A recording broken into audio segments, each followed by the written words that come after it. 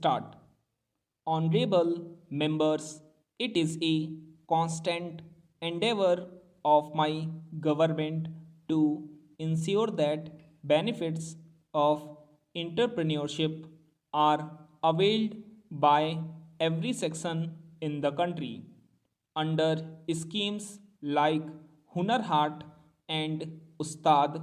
Not only the skills of lakhs of crafts persons are being developed, but employment opportunities are also being generated.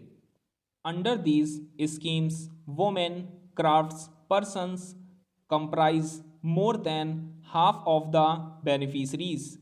These crafts persons are being connected to the global market through e-heart. Women entrepreneurs have a vital role to play in building a self reliant India. My government has taken several steps to provide new opportunities for self employment to women.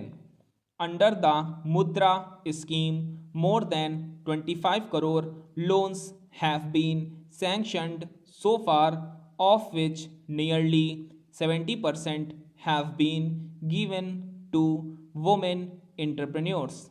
Under Deen Dayal Antyodaya Yojana, Rashtriya Gramin Ajivika Mission, more than 7 crore women entrepreneurs have become a part of the network of nearly 66 lakh self help groups in the country.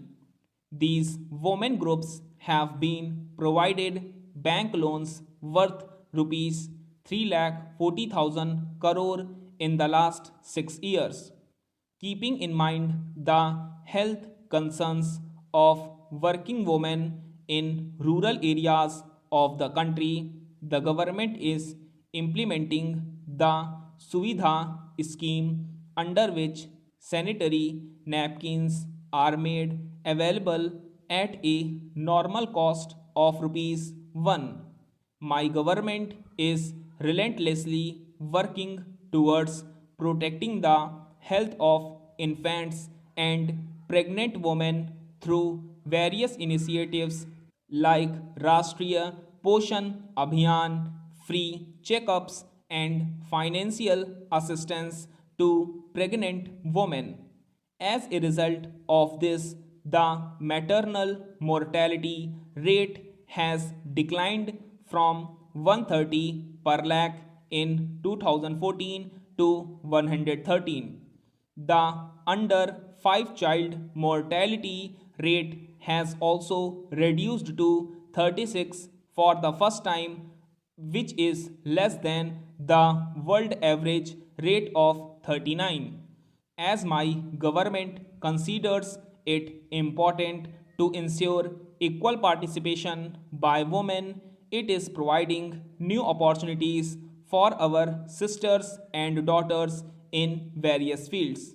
My government has taken several decisions in this direction, such as appointing women in the fighter stream of the Indian Air Force and the military police for the first time, as well as allowing women to work in underground and open cast mines during the night shift.